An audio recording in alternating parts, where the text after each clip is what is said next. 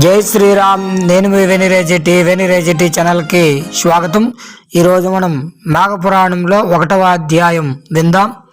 శుక్లాంబరధరం విష్ణుం శశివర్ణం చతుర్భుజం ప్రసన్నవదనం ధ్యాయే సర్వ విఘ్నోపశాంతయే వశిష్ఠనప్తారం శక్తిర్పౌత్రమకల్మషం పరాశరాత్మజం వందే సుఖతాతం తపోనిధిం వ్యాసాయ విష్ణురూపాయ వ్యాసరూపాయ విష్ణవే నమో వై బ్రహ్మనిధయే వాసిష్ఠాయ నమో నమః. ప్రపంచ దేశములన్నిటిలోనూ భారతదేశము కర్మ ధర్మ ధ్యాన పరాయణమైన సర్వోత్తమైన విశిష్ట స్థానాన్ని కలిగి ఉంది. అట్టి భారతదేశంలో హిమాలయాది పర్వతములు, గంగా నదులు, నైమిషము మొదలైనటువంటి అరణ్యములు, మరింత పవిత్రమైనవిగా చేసిన పూజ మొదలైనటువంటి అనేక రెట్లు ఫలితాన్ని ఇచ్చే విధంగా ప్రసిద్ధి చెందినవి. వైశాఖం, ఆషాఢం, కార్తీకం, మాఘం మొదలైనటువంటి పవిత్రములైన పుణ్యదాయకమైనలైన కాలంలో చేసే స్నానము, జపము, తపము మొదలైనటువంటి వారిని వలన వచ్చేటువంటి పుణ్యము భగణ్యమైనది. అంటే ఇంత అని లెక్కకు రానిది. పూర్వం మహర్షులు శ్రీ మహావిష్ణువు వద్దకు వెళ్ళి, స్వామి, స్నానానికి, ధ్యానాధికమైన తపస్సుకి ప్రశాంతము, పావనము, సిద్ధిప్రదము అయిన ప్రదేశాన్ని మాకు ఈ భూమండలంలో నిర్దేశింపమనండి అని ప్రార్థించిరి. అప్పుడు శ్రీ మహావిష్ణువు వారితో, మహర్షులారా, నేను నా చక్రాన్ని విసురుతాను. అది ఎక్కడ పడుతుందో ఆ ప్రదేశము తృణకాష్ట జల సమృద్ధమైన తపోయోగ్యమైన ప్రదేశంగా గుర్తించండి అని చెప్పి తన చక్రాన్ని విసిరినాడట. ఆ మహావిష్ణువు యొక్క చక్రనేమి పడిన ప్రదేశాన్ని నైమిసారణ్యమని వ్యవహరిస్తూ శౌనకాది మహర్షులు అక్కడ స్థిర నివాసం ఏర్పరచుకున్నారు. వారక్కడ నివాసిస్తూ యజ్ఞ యాగాదులు చేస్తూ ఉంటే భూమండలంలో వివిధ ప్రాంతాలలో ఆయా ఆశ్రమాలలోనున్న మహర్షులు చూడటానికి వస్తూ ఉండేవారు. అలాగే రామ మహర్షులు ఉండే ఆయన కుమారుడు సూత మహర్షి అందరిలా ఆ యాగాన్ని చూడటానికి విచ్చేస్తారు. ఆ యాగం చేసే మునులు వాళ్ళని ప్రార్థించి విరామకాలంలో పుణ్యకారమైన కథలని, విశేషాలని చెప్పించుకునేవారు. అంటే నైమిషారణ్యంలో ఆ ఆశ్రమంలో జప హోమాదులు లేనప్పుడు పుణ్య కథా ప్రవచనములు అందరికీ ఆనందాన్ని, మనస్థైర్యాన్ని, భగవద్భక్తిని పెంపొందించేవి.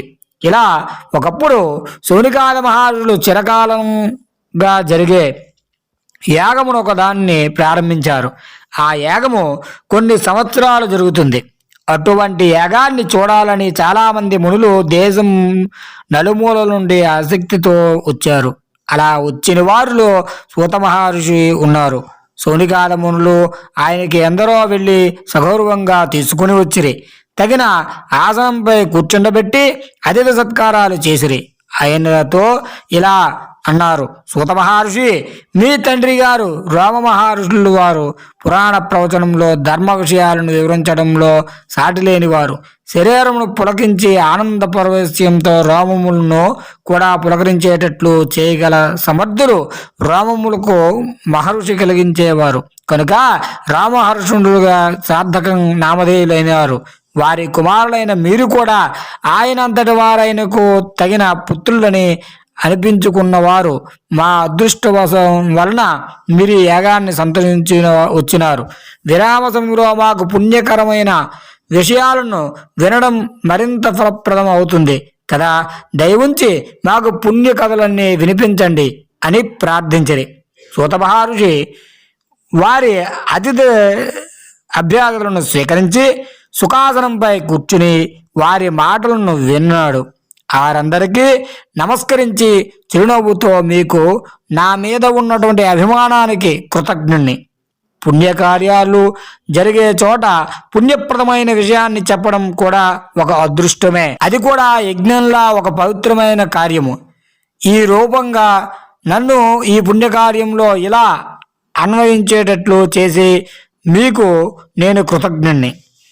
మా తండ్రి గారి వలన విన్నదాన్ని అనుసరించి వ్యాస మహర్షులు వారి దయా విశేషం చేత నాకు తెలిసిన విషయాన్ని మీకు అనుగ్రహం చేత స్మరింపజేసుకుని యథాశక్తి వినిపించి మీ ఆనందాశిస్సులను భగవత్ కృపను పొంది ప్రయత్నిస్తాను. మీ ఆజ్ఞ ఏమిటి అని సవినయముగా అడిగాను. అప్పుడు మునులు సూత మహర్షి లోగడ వైశాఖ మాసము కార్తీక మాసం వైశిష్టాన్ని ఆయా మాసాలలో చేయవలసినటువంటి వ్రతానుష్ఠములను వివరించి మాకు ఆనందం కలిగించారు. ప్రస్తుతం మాఘమాస మహిమను వివరింపండని కోరిరి. అప్పుడు సూత మహర్షి క్షణకాలంలో కళ్ళు మూసుకుని ధ్యానంలో ఉండి తండ్రి గారిని గురువులను తలుచుకుని నమస్కరించి కళ్ళు తెరిచి మునులకు మరలా నమస్కరించి ఇలా ప్రారంభించిన, మహర్షి ఉత్తములారా, మీరు అడిగిన ప్రశ్న సారవంతమైనది. విశేషించి సామాన్య ప్రజానీకానికి మరింతగా ఉపయోగించేది. చదువుకున్నవారు కొద్దిమంది అయినా యజ్ఞయాగాలు జపతపాలు చేసి పాపం పోగొట్టుకుని పుణ్యం సంపాదించుకుంటారు. పై విధంగా చేసి సావకాశం లేని వారు తరించడానికి ఈ విషయం బాగా ఉపకరిస్తుంది. పూర్వం ఒకప్పుడు జగన్మాత అయిన పార్వతీదేవి పరమేశ్వరుణ్ణి ఇదే విషయాన్ని అడిగింది. గుత్సమధ ఋషి మొదలైన వారు చెప్పిన విషయాన్ని పార్వతీదేవికి పరమేశ్వరుడు చెప్పిన విషయాలతో పాటు చెప్పుచున్నాను వినండి. పార్వతీదేవి పరమేశ్వరునితో విశ్వాత్మక సర్వలోకేశ్వర సర్వభూత దయానిధి ప్రణయేశ్వర, మీ మాటలు అమృతముఖం కంటే మధురాతి మధురములైన నా చెవులకు మరింత ఇంపుగానున్నవి. మాఘమాస మహిమను వివరింపగోరుచున్నానని ప్రశ్నించినది. అప్పుడు పరమేశ్వరుడు, కళ్యాణి జగన్మంగళ, నీవు అడిగిన విషయములకు మిక్కిలి నిగూఢమైనది గంభీరమైనది నాకిష్టురాలైన నీకు చెప్పరానిదేమన్నది తప్పక చెబుదును, వినుము. సూర్యుడు మకర రాశిలో నుండగా మాఘమాసమున ప్రాతకాల స్నానము చేసిన వారు పాప విముక్తులై ముక్తి నొందుదురు. గోవు పాదము మాత్రము మునిగియు జల ప్రవాహంలోనైనా చేసిన స్నానము అధిక పుణ్యప్రదము. మొదటి స్నానం వాని సర్వ పాపములు పోగొట్టును. రెండవ స్నానం వానికి వైకుంఠ లోక ప్రాప్తి కలుగుతుంది. మూడవ స్నానం అతనికి శ్రీ మహావిష్ణువే రుణగ్రస్తుడయ్యేటట్లు చేస్తుంది. ఇట్టి పుణ్యాత్మునికి నేమి ఇవ్వవలనని శ్రీ మహావిష్ణువే ఆలోచించు లోవడును. ప్రయోగంలో మాఘమాసంలో గంగా స్నానం చేసిన వానికి పునర్జన్మ ఉండదు. మాఘమాసంలో ఉదయాన్నే నదీ ప్రవాహంలో కానీ సరస్సులో కానీ స్నానము చేసిన వారికి ముక్తి కలుగుతుంది. ఊరికి వెలుపలనున్న సరస్సు, నుయ్య, కాలువ మొదలైన వారిలో చేసిన స్నానము పాపనాశకం మోక్షదాయకము సుమ.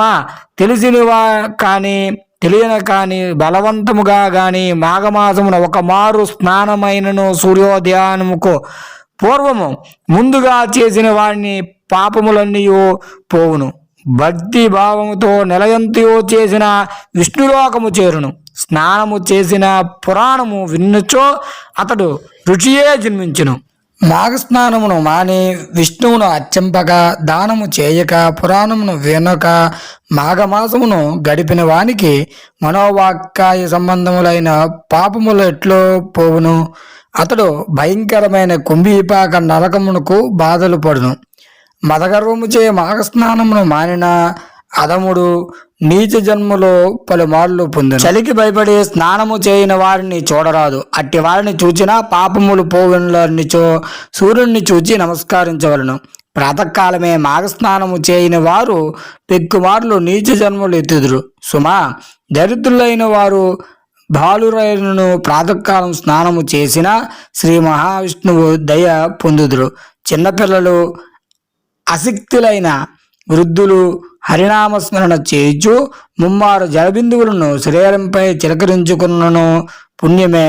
నీచుడైన మాఘస్నానము చేసిన పాపములు వీడి పుణ్యాత్ముడు. పాపకర్మలు ఆచరించిన వాడైనను మాఘమాస ప్రాతకాలమున ఉదయముందున స్నానమాడిన వారిని పాపములను నశింపుజేయుము. మేము జలములు ఘోషించుచున్నాయి. మాఘస్నానము చేసిన వారికి సంసార భయము లేదు. ఆడంబరమును కొరకు గాని భయము చేయగాని బలవంతముగా గాని మాఘస్నానము చేసిన వాడు పాప విముక్తుడై పుణ్యాత్ముడగును. అసక్తుడు తాను మాఘస్నానము చేయలేకపోయినచో స్నానము చేసిన వానికి దక్షిణ ఇచ్చి వాని నుండి స్నాన ఫలము పొందవచ్చును. ఈ మాసమున నిరుపేదలకు వస్త్రదానమును కబాల దానమును గాని చేసిన స్నాన ఫలమును ఉన్నది. పుణ్యాత్వంతులు అగుదురు. బలవంతముగా స్నానము చేసిన వారికి చేసించిన వారికి పుణ్యములు కలుగును. ఈ స్నానమును అన్ని వర్ణముల వారును చేయవలను. మాఘస్నానము చేయ వారిని నిందించును పరిహసించును నివారించును మహాపాపములు కలుగును. పార్వతి, మాఘస్నానము సజ్జాముక్తి ప్రదము, దానికి సాటి లేనిది. శక్తి లేని వారు కాళ్ళు చేతులు కడుక్కొని ఆచమనము చేసి పురాణమును వినును వారికి స్నాన ఫలము కలుగును. అన్ని మాసములలో ఈ మాఘమాసము ఉత్తోత్తము. శ్రీవారి దేవతలందరితో ఉత్తముడు. అన్యహాసములలో మాఘమాసం ఉత్తము. వృక్షములో అశ్వత్థ వృక్షం ఎంత ఉత్తమమో తేజోసత్వములందరిలో సూర్యుడు అంత ఉత్తముడు. శాస్త్రములు అన్నిటిలో వేదోత్తములు కావున మాఘమాస స్నానము చేయు వారిని నిందించును నివారించును మహాపాపములు కలుగు. వర్ణములు వారిలో బ్రాహ్మణోత్తముడు, పర్వతములలో మేలు పర్వతోత్తము కావున మాఘస్నానమంతా పుణ్యప్రదము సుమ. దిలీపుడను మహారాజు పెక్కి యాగములను చేసిన పుణ్యాత్ముడు, ఉత్తముడైన ప్రజాపాలకుడు. ఇతడొకనాడు వేటకు పోయిను. అనేక మృగములను వేటాడి అలిసిపోయిను. మనోహరమైన సరస్సును ఒకదానిని చూచి అచట కొంతకాలమును విశ్రయించి తన నగరమునకు ప్రయాణమయ్యను. అప్పుడు వృద్ధ బ్రాహ్మణుడు ఒకడు మహారాజునకు కనిపించెను. రాజు వానికి నమస్కరించి ఆశీస్సులు అందును.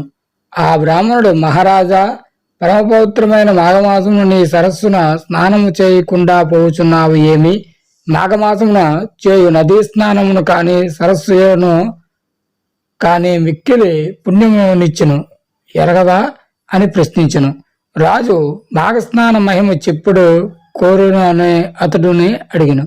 రాజు, నీవిప్పుడు సరస్సును తప్పక స్నానము చేసి పొమ్ము. మాఘమాస స్నాన మహిమ మీ గురువు గారు వశిష్ఠ మహర్షుల వలన తెలుసుకున్నామని చెప్పి తన దారిని తాను పోయిను. దిలీపు మహారాజు మాఘస్నానము మహిమను తెలుసుకొనవలనని తమ కులగురువైన వశిష్ఠ మహర్షి ఆశ్రమమునకు వెళ్ళెను. గురువును దర్శించి నమస్కరించి మాఘస్నానము మహిమను తెలుపుకోరునని వశిష్ఠ మహర్షి దిలీపు మహారాజుని ఆశీర్వదించి ఇట్లనెను. నాయనా దిలీప, నీ కోరిక విశిష్టమైనది. మాఘమాసము చాలా విశిష్టమైనది కలిగినది. మాఘమాసము శివకేశవ ప్రీతికరమైనది. ఆ నెలలో చేసిన పుణ్య కార్యములు ఇతర దినములలో చేసిన పుణ్యకార్యముల కంటే ఎక్కువ పుణ్యము. మాఘమాసమున ప్రాతకాలమున చేసిన స్నానము సర్వపాపములను పోగొట్టి అక్షయములై పుణ్యఫలమును స్నానమే అంత అధిక పుణ్యఫలమును ఇచ్చినో పూజ పురాణ శ్రవణాదుల వలన ఎంతటి ఫలము ఉండునో ఊహించుకును. మాఘస్నానం వలన సర్వ దుఃఖములను పోగొట్టుకుని శుభలాభములు పొందిన కొందరు వృత్తాంతమును వివరించును. దానిని బట్టి మాఘమాస వైశిష్టము తెలుసుకునమని ఎత్తింపు. ఒకప్పుడు భయంకరమైనటువంటి క్షమము, వానలు లేకపోవుట, పంటలు పండకపోవుట మొదలైనటువంటి లక్షణములు గల కరువు వింధ్య హిమాలయ పర్వతాల మధ్యనున్న భూమిలో కలిగను. దీని వలన సామాన్య జనులు, ప్రభువులు, మునులు, మహర్షులు, పశువులు, పక్షుల ప్రాణులు మిక్కిలి బాధపడినది. అట్టి వారిలో భృగు మహర్షి ఒకడు. అతడును ఆ ప్రాంతమును విడిచుటకు ఇష్టము లేకున్నను కైలాస పర్వతము ప్రాంతమును కడచేరి తనకు నచ్చిన ప్రదేశమునందు ఆశ్రమమును నిర్మించుకుని తపోమాచరించి కొని ఉండును. పవిత్రము మనోహరమైన ఆ దివ్య ప్రదేశమును గంధర్వులు, యక్షులు, కిన్నెరులు మున్నగా దేవత జాతులు వారు వచ్చిచుండిరి. అచ్చట విహరించిన ఉత్సాహమును పొందిచుండిరి. ఒకనాడు గంధర్వుడు ఒకడు భార్యను సమేతుడై ఆ ప్రదేశములకు వచ్చెను. అతడు భృగు మహర్షికి నమస్కరించి అతని శరీరము మిక్కిలి సుందరమైన, గంభీరమైన, మనోహరమైన, విచిత్రమైనవిగా ఉండును. వాని మొగము మాత్రము పులియుగముగా ఉండును. అందువలన అతడు ఎంతో చక్కగానున్నను. పులి మొగముల వలె విచిత్రముగా భయంకరముగా ఉండును. అతడు భృగు మహర్షికి నమస్కరించి తర్వాత, మునీశ్వర, నాకు ఈ భోగభాగ్యములన్నీ ఉన్నవి. ఈ భార్యను చూసితిరి కదా, ఈమె సౌందర్యము, గుణ సంపద, నిరుపములు. నేను గంధర్వును. మానవుల కంటే దివ్య శక్తులు కొన్ని ఉన్నవి, కానీ భయంకర వికారమైన ఈ పులి ముఖమును నాకు బాధాకరముగా ఉన్నది. దీనిని పోగొట్టుకున్నట్టుకు ఎట్లో తెలియరానున్నది. ఈ వికారము వలన నాకు గల సుఖములు భోగములు నన్ను సంతోషపరచుట వలన లేదు. దయించి నాకు వికార రూపమును పోనున్న ఉపయోగమును చెప్పండి అని ప్రార్థించాడు. భృగు మహర్షి గంధర్వుని పరిస్థితికి జాలి కలిగినది. వానికి సహాయపడవాలని అనుకుంటున్నాడు. నాయన, పూర్వ కృత కర్మము ఎవరిని విడవదు. గత జన్మలో చేసిన పాపం వలన నీకు ఈ స్థితి కలిగినది. పాపము, దురదృష్టము, పేదరికము, ఇవి మూడును జీవిని బాధించును. ఇట్టి వారిని పోగొట్టుకున్నట్టుకు శుభలాభము పొందవలనని పుణ్య నదులు యందు స్నానమును, పవిత్ర క్షేత్రముల యందు దేవపూజ చేసుకునవలను. ఇట్టి వారిని పవిత్రమైన కాలమును చేసినచో సద్యఫలము కలుగును. కాలమంతయు మంచిదే, అయినను మాఘమాసము విశిష్టమైనది. ఈ నెలలో చేసిన స్నానము, పూజ, జపము, తపము జీవికి గల పాపమును పోగొట్టి శుభము వెంటనే కలిగించును. అన్ని పుణ్యనదులు స్నానము అధికంగా చేసినచో వచ్చే ఫలితము మాఘమాసంలో నదిలో గాని, సముద్రంలో గాని, కాలువలో గాని, సెలయేరులో గాని, ఏ స్వల్ప జల ప్రవాహమైన యందు గాని స్నానము చేసినచో వచ్చును. అనగా మాఘమాసమును ఏవ ప్రవాహమైన చేసినచో సర్వతీర్థముల యందు చేసిన పుణ్యమును నిచ్చినంత గొప్పది. ఈ జాతి వారైనా సరే అనంత పుణ్యమును ఇచ్చును. నీ అదృష్టవశమున ఇది మాఘమాస ప్రారంభము కావున నీ భార్యతో పాటు ప్రతిదినమును ప్రాతకాలమును మాఘస్నానమును, ఇష్టదేవత పూజ అచ్చట నుండి నదిలో చేయుము అని భృగు మహర్షి ఆ గంధర్వునకు చెప్పెను. ఆ గంధర్వుడు ముని చెప్పినట్లు అచట నదిలో మాఘస్నానమును, తీరములో ఇష్టదేవత పూజ విడవక మాఘమాసమంతయు చేసెను. ఆ పుణ్యవశము వాని పులి మొగమును పోయి వానికి సుందరమైన ముఖము వచ్చెను. గంధర్వుడు ఆశ్చర్యపడి మాఘమాసము మహిమను కీర్తించెను. కృతజ్ఞుడై మునికి భార్యతో పాటు నమస్కరించెను. అతని ఆశీర్వాదమును ఉంది తన భార్యతో పాటు తన లోకమునకు ఎగిరెను. దిలీప్ మహారాజుకు మాఘస్నానం మహిమను గమనించితవా? మరి ఒక కథ చెప్తున్నాను వినుమని వశిష్ఠుడు మరలా ఇట్లు పలికెను. శౌనికాది మహాములు యజ్ఞము చేయి తలపెట్టిరు. సకల పురాణములకు ఆలవానమైన నైమిసారణ్యమందు ఒకప్పుడు శౌనికాల మహర్షులు లోక కళ్యాణార్థమై ఒక మహాయజ్ఞమును తలపెట్టిరి. ఆ మహాయజ్ఞము పరిసమాప్తి ఒకటకు ఒక పుష్కర కాలము అనగా 12 సంవత్సరములు పట్టును. అన్ని అడ్డంకులు వచ్చినను ఆ యజ్ఞమును పూర్తి చేయాలని దీక్షతో శౌనికాద మహామునులు తలపెట్టిరి. ఆ యజ్ఞ స్థలమును నైమిషారణ్యములో ప్రవహించి గోమతి నదీ తీరమును ఎన్నుకొనును. ఒక శుభముహూర్తమున యజ్ఞమును ప్రారంభించిరి. అంత పెద్ద యజ్ఞమును చూచి తలలోపు తండములుగా కోరికలతో భరతకాండమున నలుమూలల నుండి తపోధనులు ఎందరో యజ్ఞస్థలమునకు సమీపసిన ఉందిరు. నివాసమును ఏర్పించుకుని అచట ఉంచి మునీశ్వరులతో బ్రహ్మ తేజస్సు గల శతవృద్ధులు, వేదమూలానుగ్రహములు, నవగ్రహములు ఆరాధన చేసుటకై, వేదమూర్తులు సకల శాస్త్రములు అధ్యయనము అందించుటకై మునుగు కుమారులు వచ్చి పాల్గొనిరి. ఆ విధముగా మునీశ్వరులు అందరూ తమ తమ శిష్య బృందములతోనూ పరివారములతోనూ తండోపతండములుగా యజ్ఞస్థలానికి చేరుకునిరి. వేల కొద్ది ఋషిభంగులతో ఆ యజ్ఞస్థలము కిక్కిరిసి ఉండును. ఆ యాగము సకల లోకములు శుభకరమైనదని, పుణ్యప్రదమైనదని 12 సంవత్సరములకు ఏకదాటిగా జరుగును అని మహాయజ్ఞము వలన పురాణ పురుషుడకు సూత మహాముని కూడా తన శిష్య బృందములతో వెంచేసి యాగాది కార్యక్రమంలో పాల్గొనను. దూర ప్రాంతముల నుండి వచ్చిన ఋషులు సూతులు దర్శనము భాగ్యము కలిగినదని అమితానందమునందురి.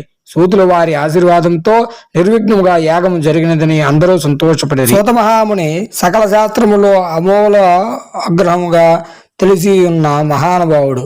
వేదము, పురాణము, ఇతిహాసాది సమస్త విషయముల యందు వారికి తెలియనిది లేదు. అవి అన్నీ వారికి కొట్టిన పిండి వంటివి. వారి ముఖవర్చస్సు నుండి ప్రకాశించిన బ్రహ్మతేజస్సు ఎల్లవేళలా నవ్వులు నుంచు ముఖాల విందము మేలిమి బంగారం వలె ప్రకాశించును. శరీరం వర్ణములైన కానిది. అటువంటి పుణ్య పురుషుడకు సూత మహాముని ఆగమనముగా స్వాగతము పలికి సాష్టాంగ దండపురణములు అనుజించిరి. యజ్ఞము జరుగు ఆ 12 సంవత్సరములలో ఎన్నో పురాణ గాథములు విని తరించి ఉండిరి. కోరికలతో ముని పుంగువులందరూ వేచి ఉండిరి. శూద్రులు వారు సోనికాదమాములు కోరికలను గ్రహించినారు. ఇటువంటి పుణ్యకార్యములు యందు పురాణ పఠనం గావించి అశేష మునిసత్వముల తృప్తిని పరుచుట తన విద్యాక్త ధర్మమని పెంచి వారి కోరికను మన్నించినారు. ఒక శుభముహూర్తమున ఆశ్రమవాసులందరూ శూద్రుల వారికి అర్ఘ్యపాద్యముల సంగి ఉచితాసనముపై ఆసీనులు చేసి, మునిశ్రేష్ఠ, మునికులాధిపత, ఇంతకు ముందు ఎన్నో పురాణ గాథలు తమరు తెలియజేసినారు, విని ఆనందించితిమి. అనేక ఇతిహాసములు కూడా ఆలకించితిమి. అందలి సారమును గ్రహించితిమి. ఇంటిమి సమయమున వచ్చినప్పుడు సకల శాస్త్రములతో నీతి కథలు మాకు విన్నవించి ఉన్నారు. అయినను మీ బోటి సిద్ధపురుషులు 14 లోకములు సంచారము చేసి ఉన్నందున ఎన్నో విషయములు మీరు అవగాహన చేసుకుని ఉన్నారు గాన విన్నుదొక విషయములు ఎన్నడూ వేరొక కాలమున మాకు వినవింపించు అని శౌనికాది మహాములు ప్రార్థించరు. ఆ ప్రకారము కోరిన శౌనికాదులు మునులతో తన వలన క్రొత్త సంగతులు తెలుసుకునవలనని కుతూహలముగా అనిపించినదని వారు చూచిన సూతమహాముని ఇట్లు పలికిరి. పుంగవులారా, మీ మనోవాంఛను గ్రహించితిని. మీరు వినదగిన కథను నాకు తెలియనున్నంత వరకు విచారించి మీకు తృప్తి కలిగించదును. ఇటువంటి మహాసమయమున పుణ్యకథలు చెప్పుట వలన నాకున్న వినుట వలన మీకున్న పరమార్థం కలుగును అని పలికెను. శౌనికాదిముల కోరిక సూతమహాముని అడిగినది తరువుగా వారందరికీ అంగీకరించక ధన్యవాదులు మైతిమి అని మునులందరూ అవితానము నుండి శూద్రులు వారిని పాదములకు కడ్లకద్దుకును. సూతమహామునితో, ఆర్య, పద్మపురమునందు లీనమై ఉన్న మాఘమాసం యొక్క మహత్యమును మరలా వినవలనని కుతూహలముగా కలుగుచున్నది. అదియును గాక రాబో మాసము మాఘమాసమే అయినందున ఆ మాస మహత్యము ఆచరించవలసిన విధానము మాకు వివరించవలసిందిగా కోరిరి. ఆ విధముగా శౌనికాదములందరూ ఇతరులు తపస్సునులు కోరుట వలన సూతమహర్షి మిక్కిలి సంతసించి ఇట్లు పలికిరి. ఓ మునిపుంగులారా, మీరందరూ అతి ముఖ్యమైనటువంటి విషయాన్ని అడుగుచున్నారు. మాఘమాసం కూడా ప్రారంభం కాబోచున్నది. ఇటువంటి సమయంలో మాఘపురాణము వినుట వలన కలిగే ఫలము అంతితము కాదు, ఇంత కాదు. అదియును కాక మహాయజ్ఞము జరుగుచున్నది సమయంలో మాఘమాసం యొక్క మహత్యం మీకు వివరించవలసిన భాగ్యము కలిగినందుకు నేను అదృష్టవంతుడినే కాన సావధానముగా మనస్కులై ఆలకింపుము అని శూద్రుడు వారిట్లు వివరించిరి. నేను నా తండ్రి శిష్యుడు రామ మహర్షి శిష్యుడిని. అతడు మహాతపస్సి జ్ఞాని. తండ్రి వద్ద సకల శాస్త్రములు అభ్యసించెను. విష్ణాంశ సంభూతుడు వేదవ్య. నేను నా తండ్రి శిష్యుడకు రామ మహర్షిని శిష్యుడిని. అతడు మహాతపస్సి జ్ఞాని. నా తండ్రి వద్ద సకల శాస్త్రములు అభ్యసించి విష్ణాంశ సంభూతుడు వేదవ్యాస మహర్షికి ప్రీతిపాత్రుడు. వారి దయవలన నాకు కలిగిన జ్ఞానంతో మీలాంటి వారిని అడిగినటువంటి ప్రశ్నలకు జవాబు చెప్పగల శక్తి సామర్థ్యం కలిగిన వాడినైతిని నేను తెలియజేయుచున్నాను. నీతి బోధలు సకల లోకంబులు శుభములు కలుగును. మీరు అడిగినట్టు పూర్వ దిలీప్ మహారాజుకు తన కులగురువైన వశిష్ఠ మహాముని మాఘమాస మహత్యమును వివరించినారు. ఆ విషయమునే నేను మీకు వివరించబోచున్నాను అని సూతమహాముని శౌనికాద మహాముడితో పద్మపురాణాంతర్గత మాఘపురాణం ప్రథమోధ్యాయం సమాప్తం. ఈ వీడియో కానీ మీకు నచ్చినట్లయితే లైక్ చేయండి, షేర్ చేయండి, కామెంట్ చేయండి. మరిన్ని వీడియోల కోసం సబ్స్క్రైబ్ చేయండి. శుభం. జై హింద్.